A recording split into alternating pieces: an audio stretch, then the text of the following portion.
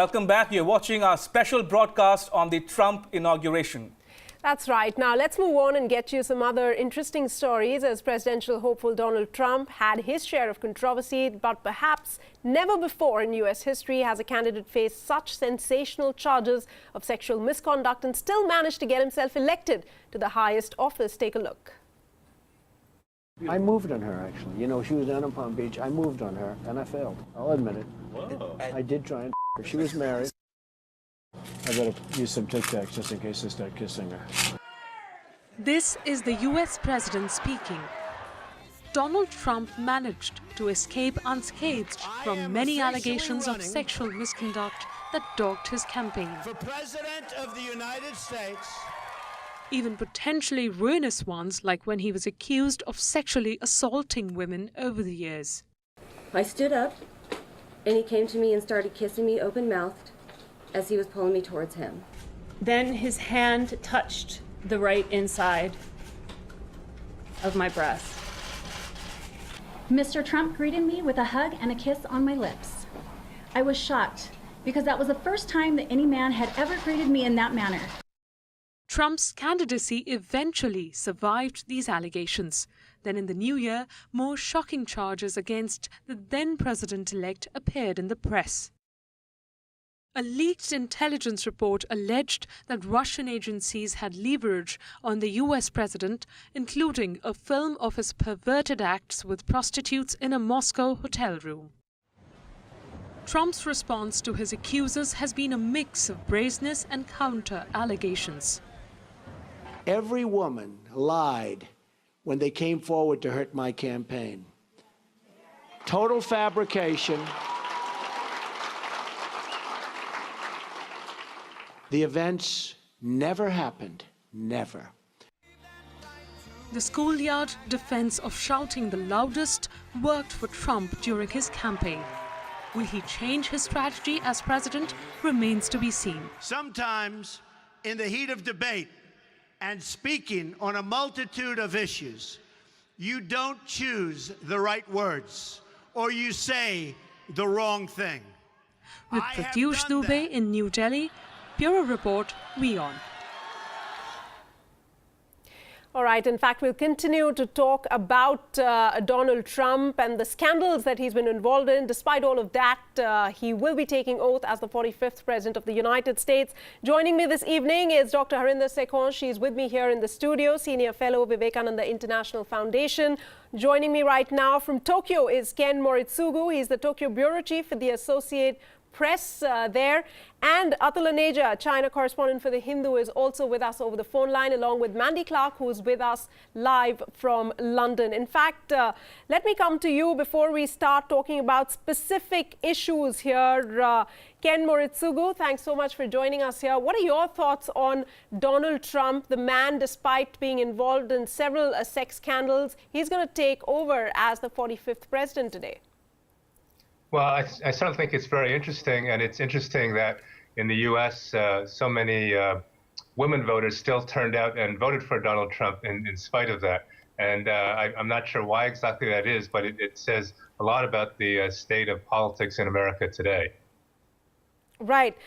In fact, do stay with me. I'll come to you with more specific questions talking about what his presidency might mean for Japan. But Dr. Sekhon, you saw that story. We've read number of times about it. We've seen videos of Donald Trump saying outrageous things, despite the fact that women are protested. But the fact also remains they did vote for him in large numbers. Yeah, that's what I said, that, they came out in large numbers because it was normally anticipated. And not just women, even the Hispanics in Florida came out and voted for him in large numbers. I think it's a wave of populism which swept through the United States. And he probably brought a very interesting message. But it is really surprising that despite all these allegations and of a very personal nature, misdemeanors on his part, Donald Trump defied all projections, all predictions, and he's won the election. Because just a year ago, when the campaign had a little less than a year ago, when the campaign or the party debates had just started, nobody thought he stood an outside chance. Till the very last moment. No, even of winning the Republican nomination. Right, and right. to think that Marco Rubio was their official candidate. And a country which nearly impeached Bill Clinton for his misdemeanors with Monica Lewinsky. The same country has voted. The same country overlooks not just one charge against him, but a multiple number of charges coming against Donald Trump, and he kind of bulldozed his way through. I mean, it's literally like, you know, it sounds cliche, it's as though he's got a Teflon coating and everything just gets deflected. I think the people, maybe he's an interesting character, people wanted to see something different. Right. And that's the reason they have overlooked a lot of things, expecting that he would deliver on what he has promised. Ken, now coming back to you, is there a concern in Japan that Trump just might walk away from the Japan-US treaty? He said in the past that this cannot be a one-way street. Your thoughts? Also, what is Japan's expectation from a Trump presidency? Well, there certainly are worries here in Japan on two fronts. I think one is what you mentioned, the security front and the foreign policy front, and the other is the economic and trade front that affects everyone out here in Asia, I think. On the security front, I'm not sure that it would be as dramatic as Trump walking away from the U.S.-Japan security alliance, but there is a continuing concern that predates Trump, in fact, about the U.S. commitment to Asia, and whether Trump himself will be interested in Asia, will give Asia the kind of attention that Japan wants America to give. You have to understand that Japan is very dependent on the U.S. for its security. It's part of the whole post-World War II, the post-World War II situation here in Asia. And after the war, America did not want Japan to have a military, and decided that America itself would defend Japan, and that would be the best way to keep peace in Asia. Now, with the rise of new threats, from China to North Korea, in Asia, Japan is concerned and is really hoping that on the security front, that America remains committed to its defense. All right, Ken, do stay with us. Let me go across to Beijing now, from where Mr. Atul joins us at this point in time. Thanks so much for speaking to us here on WION. How is China looking at this transition? Will China continue? First of all, there has been provocative actions as far as Donald Trump is concerned towards China. Among all the potential hotspots, do you think Taiwan will be number one? In China, the response is of anxiety and defiance, combination of that. And that is because of the build-up before his inaugural, that is President-elect or not, and today President-to-be Donald Trump.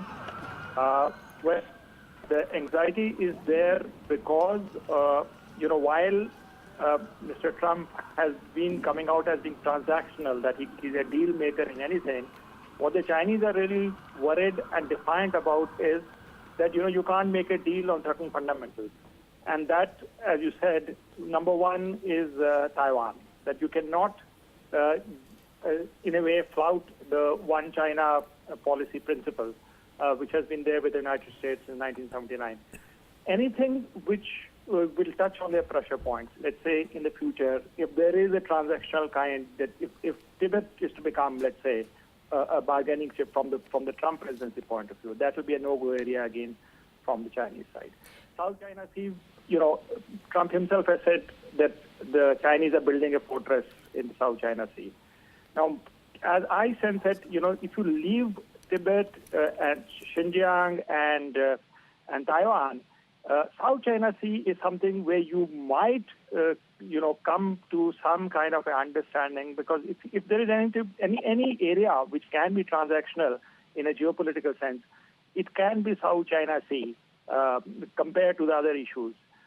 And apart from that, of course, is the fear of the economic side, whether the U.S. markets are going to remain open for that. And you saw that anxiety in a way being reflected in President Xi Jinping's visit to the World Economic Forum in Davos, where China seems to be projecting itself as a champion of globalization. I mean, the context is very clear with more sort of a protectionist accent to Mr. Donald Trump's policies or policies to be. China is coming into as one of the champions, but with the nuance that it will be globalization with inclusivity, or let's say globalization with Chinese characteristics. So, I mean, these are the various elements which do trouble and are engaging the Chinese ahead of the inaugural today. Absolutely, Atul. Before I come back to you for another question, I'd like to thank Mandy Clark, WION's UK Bureau Chief, for her inputs at this point in time.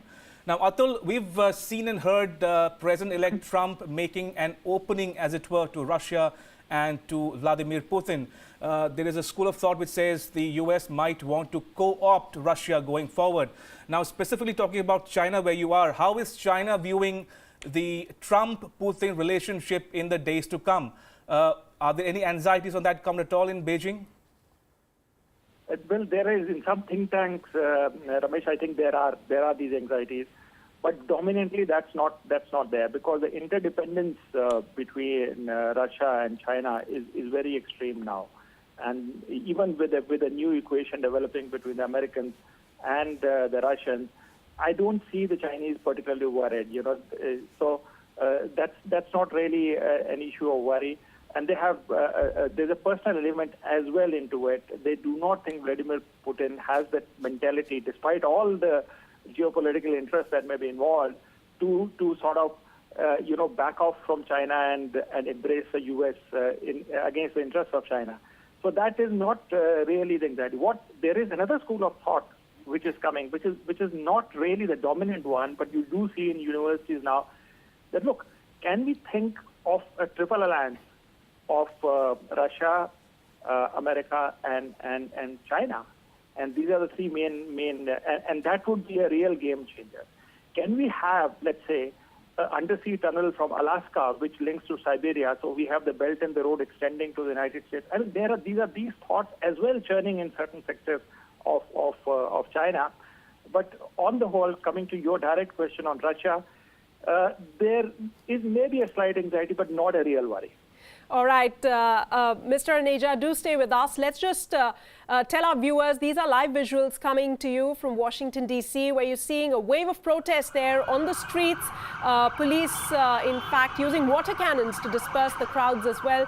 Perhaps, unprecedented scenes there. A lot of people gathered there to protest. The police trying to clear the streets because just in a few, more minutes, we're going to see the official proceedings start. In fact, these are two contrasting images on your screens right now. On the one hand, you see all the dignitaries pouring in to attend that inauguration ceremony. On the other, you have a heavy police presence trying to control the protesters over there who are out in large numbers protesting against Donald Trump taking oath as the next president of the United States. We continue to talk about the impact of this presidency on the world. We're talking about China and Japan at this point in time. Let me quickly go to Mr. Ken Moritsugu for one last reaction there. Ken, if you can give us a sense of what's really happening in Japan, because very close to the inauguration, Japan has ratified the TPP, knowing full well that America, it's unlikely to take force because Trump is against it. Also making statements very close again to the inauguration that Japan and US will have very close ties, and he in fact called Trump a trustworthy friend. Well, I think on TPP, Japan figures it just needs to go forward and see what happens with that and try to push forward. TPP may itself disappear, may come back in another form at some point, but Japan has come this far in it and still certainly believes in the TPP as a symbol of U.S.-Japan partnership with the rest of Asia, and that sort of explains why Japan is pushing forward, even though it looks like at this point it's not going to become a reality. I think more generally, Japan is weighing its options looking forward. I think Japan's first and foremost hope is that the U.S.-Japan alliance will remain as strong as it has been. Prime Minister Abe said today that he intends to visit the U.S. as soon as possible after Trump takes office to try to meet with Trump yet again. You'll recall that earlier last fall, right after the election in America, he stopped in New York on his way to the G20 summit in Latin America and met with Trump there. He was the first foreign leader to meet with Trump. So he's certainly trying his best to keep Japan on Trump's radar screen. And this just reflects this real sense that there is this concern that Trump may not be as committed to Asia as the U.S. has been in the past. I think the sort of longer term. Right, Ken, thanks so much. We'd like to thank you for joining us here, taking out time to talk about Trump's inauguration vis-a-vis relations with Japan. Joining me right now from UAE is Sonali Chitre. She's a climate change expert. Thanks, Sonali, for joining us here on WION. Quickly, if you can give us a sense of what to expect from Donald Trump as far as climate change is concerned. He's made statements in the past, outrageous ones at that, calling it a very expensive hoax. And he also said that he's tired of hearing nonsense about climate change. Well, yes, actually this is a very dark day for America, to be honest with you. And many of my friends who are fellow women attorneys are actually getting ready to protest on Washington. I've been seeing it all over Facebook and Twitter, and, people are crying and very upset. And it's just, many of us feel very, very hopeless, those of us in the progressive community. And, as far as climate change is concerned, I mean, that's why I'm actually in Abu Dhabi, because I've been, actually I'm on the road to Dubai. I'm in a taxi right now. But, quite honestly, the last week has been absolutely phenomenal. And Abu Dhabi hosted the Sustainability Week here, and under the auspices of the sheikhs and everything of, Abu Dhabi, Dubai, there's been so much action on green energy, and everyone's talking about climate change, about COP22, and this was the major follow-up conference to COP22.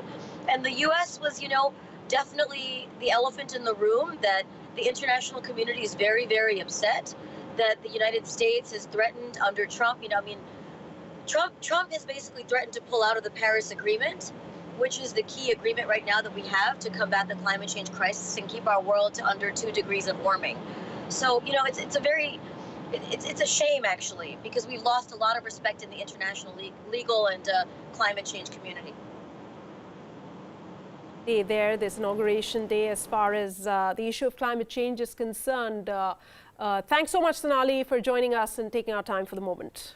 Now, he is probably the first presidential candidate to use social media to the hilt. Donald Trump's use of social media has raised many concerns in the US and internationally.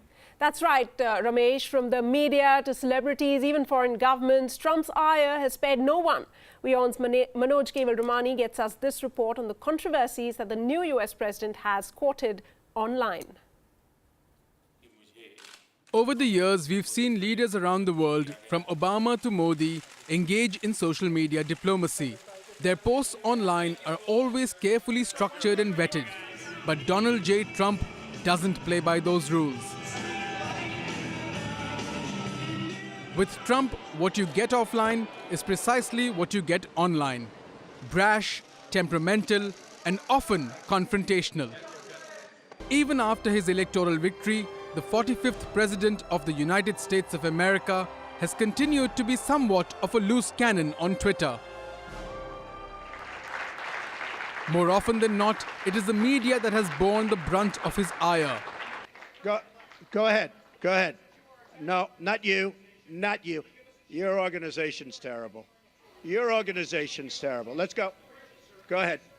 Fake news providers, sleazebag political operatives, these are some of the adjectives that Trump has dished out for mainstream media organizations in the US. And then there are times that he has channeled his inner reality TV star and offered programming tips, to put it mildly. Now, if you thought Twitter feuds were only for the likes of Taylor Swift, Nicki Minaj and the Kardashians, then take a look at how Trump has lashed out at celebrities that don't agree with him. But all of this is really just fun and games when you look at how Trump discusses policy online. He's accused the Chinese of stealing an American drone, contradicted US policy on Israel, threatened companies with taxes, and accused Barack Obama of making the transition a difficult process. So while Trump's opponents might be worried that the Don now has his finger on the nuclear button, what's likely to give Washington's bureaucracy sleepless nights is the phone in his hand. And oh, what perfect hands they are, mind you. I've always had people say, Donald, you have the most beautiful hands. Right? Manoj Kevalramani, WION. In fact, a perfect question will be in Beijing to you, Mr. Aneja, in a country where social media is, there's a lot of censorship on what you write online, what you don't. How does China, how does Beijing view Donald Trump and the fact that he takes to Twitter and writes whatever he feels like at that particular point in time? I really don't think Chinese really are in a social sense bothered about it. I mean, they are only worried, or they may have noted that he's conducting diplomacy in a different way. But beyond that, and also apart from that, China, the social media is surprisingly very active. I mean, this is a misnomer that it isn't. But you have Weibo and especially Weibo and WeChat. You see the volume of traffic on that is enormous. The only thing is there are certain red lines in the sense that they will not talk about toppling the state, etc. I mean, except for those red lines, social media is live. So that's one thing which at least the Chinese youth will identify with. So do they take what Donald Trump writes on Twitter? Let's say, for instance, does China take it seriously, or they're not bothered, as you said? You see, there is a deeper reality as well, which at least the educated or the intellectuals do recognize, that Donald Trump is a phenomenon which is reflecting the people who sort of were left behind by globalization. And it starts from the 2008 crisis, when you have jobs in America not being there, and social crisis which came along with that. Along with that, also the Chinese recognize is how the mainstream media got discredited right from the time, when they supported the Iraq war, to the recent predictions about the elections, which were so heavily in favor of Hillary. So, that the Chinese do recognize that it's a deeper reality or deeper forces which Trump reacts, as did Bernie Sanders, for example. And the era of political correctness is really over. And therefore they take it, because others are getting much more discredited right from 2008. Right, Atul. Atul, thank you so much for input. That was the Hindu's China correspondent Atul Aneja joining us on that issue. Now, moving on, Dr. Sekhon, I'd like to bring you in and ask you to weigh in on the dynamic or the interplay of the relations, as it were, between Japan and China on one hand, and Russia, the US and India on the other, and especially in relation to South China Sea issue and the regional dynamic, especially in view of Obama's pivot or rebalance to Asia. First, I don't think Donald Trump is going to change this focus radically. He may not use, he will definitely not use the word rebalance or the pivot, and nor is he going to come out with any statements like India is the linchpin of the US pivot strategy. Now, that was a term India was not comfortable with. We did not want to be projected as a frontline state or an ally of the United States to rein in China. We were uncomfortable with that, and we kind of did a lot of strategic balancing and tried to build our own, step up our own engagement with China to sort out the border issues and all. So we've engaged the Chinese very actively in trying to carve out our own and strengthen our own relationship with China. Trump is not going to talk in these terms, but definitely, one of the planks of his when during the presidential debates, he said that he is going to build maritime hardware, and he is going to increase the number of American ships from 275 to about 350. Now, if he is going to do that, and I believe this is a reality, there is a plan of the Pentagon. He is also going to increase the budget to the Pentagon. Now, where are these ships going to apply. It's going to be the Pacific and the Indian Ocean. Right. The Chinese, the Americans are not going to cede strategic space. On the one hand, there's a president who says, make America great again. And then you want to show, you definitely cannot be seen as somebody who's ceding space to China. He definitely wants the Japanese and the regional partners, the regional democracies, the smaller countries, to bring more clout to the table, to take on a greater role for their own security. But I think the overall US umbrella would continue to remain, PECOM would continue to remain active and relevant in East Asia. And I think and it fits in with India's own activities, and this is something which even Obama encouraged the United States. We've had the first strategic and commercial dialogue with the United States, and the second one during the 2 years of Modi and the last 2 years of Obama. So I think these are things which are going to continue. Shape in the time no, not really shape, but they, nothing is going to be undone. Right. The focus might shift. And coming to Russia, Russia so far has also done its own outreach to Japan. Right. You see, China has invested very heavily economically in Russia.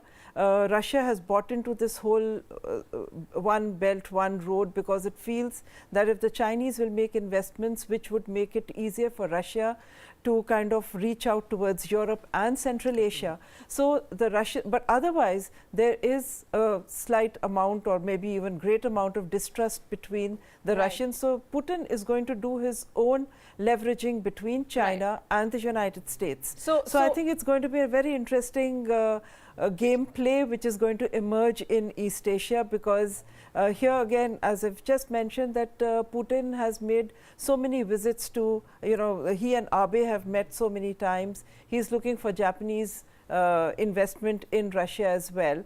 So it's not that he wants to put all his eggs in one basket. Right. And also, as you correctly pointed out, it's not going to be a dramatic change. It's going to be a slight shift perhaps, and then a concrete shape would be taken after, more and more months in office as far as Donald Trump is concerned. Thank you so much, Dr. Sekhon, for joining us here this evening and sharing your thoughts with us, our viewers here. At this point in time, we're taking a very short break, but we will continue with our continuous coverage here on Donald Trump's Absolutely. There's still more to come. Don't go anywhere.